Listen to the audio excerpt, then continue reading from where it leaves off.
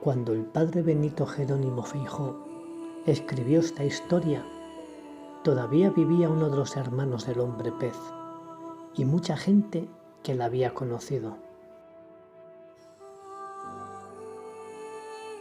Liérganes, pequeño pueblo de la actual provincia de Cantabria.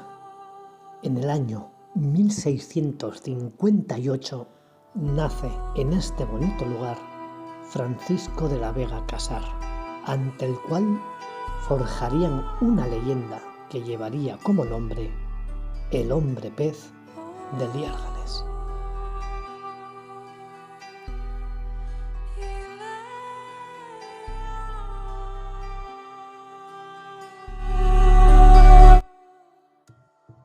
La primera reseña en la que aparece el relato del hombre pez es en el volumen 6 del Teatro Crítico Universal, escrito por Fray Benito Jerónimo Feijoo, religioso benedictino, ensayista y polígrafo español, nacido en la misma época en la que se forja esta leyenda.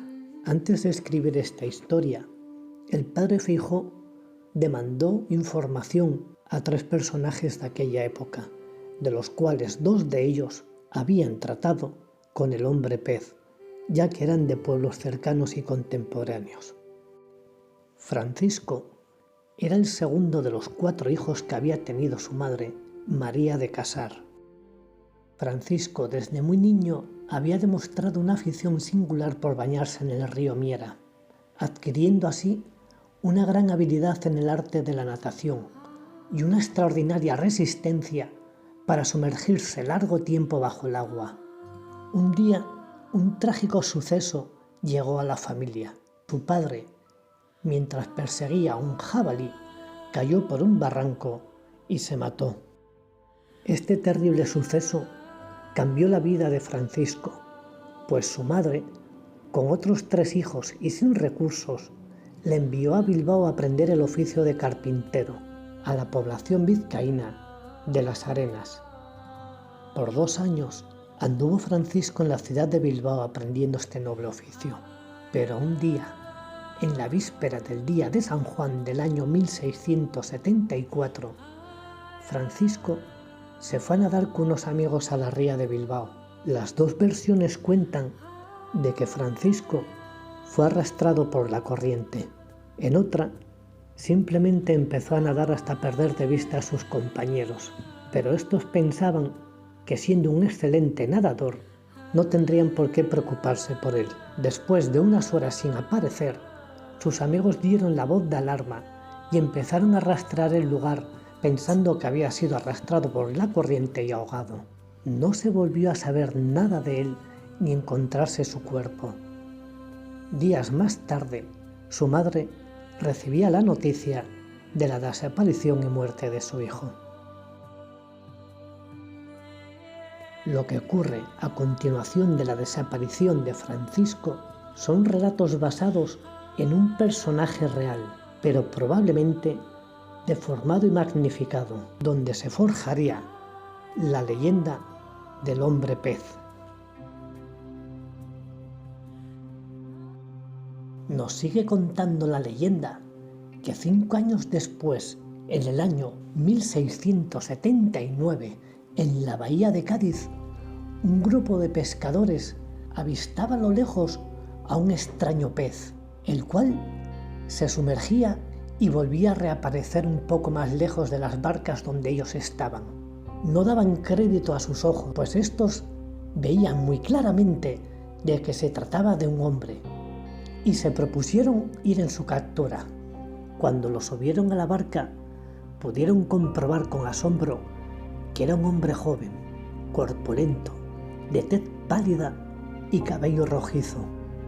Estaba desnudo y sus ojos miraban con expresión asustada.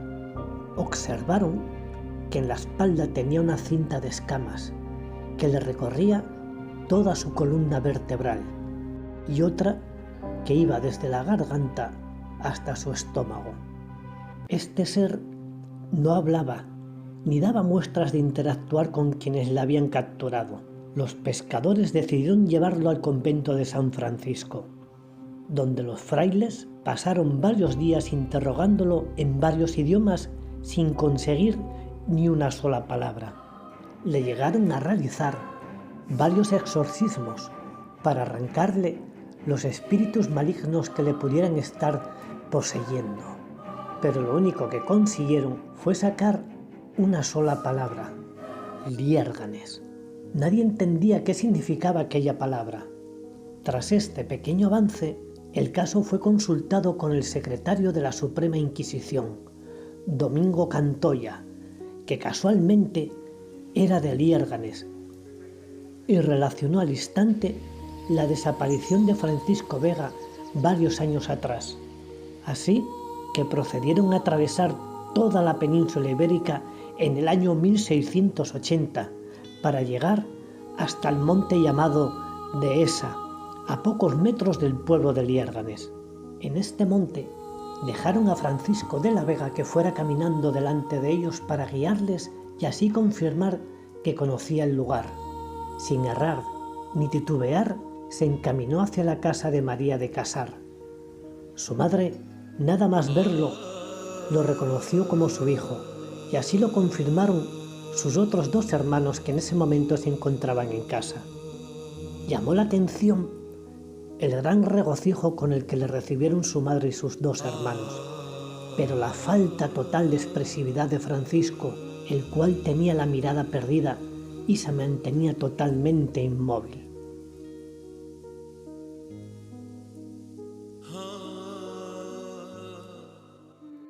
Durante los 9 años siguientes no hablaba y apenas comía. Se le solía ver sentado en una piedra a la orilla del río Miera. No mostraba interés por nada y rehuía del trato humano. Siempre andaba descalzo y lo mismo le daba ir vestido que desnudo. Y sus únicas palabras que solía decir, y sin sentido alguno, eran tabaco, pan y vino.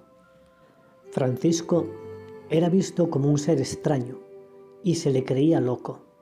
Después de 9 años, sin más, desapareció. Unos dicen que adentrándose en el mar y otros que en las aguas del río Miera. Francisco de la Vega Casar. Su mayor hazaña es haber atravesado los siglos en la memoria de los hombres. Verdad o leyenda, ha dejado en la historia su inmortalidad.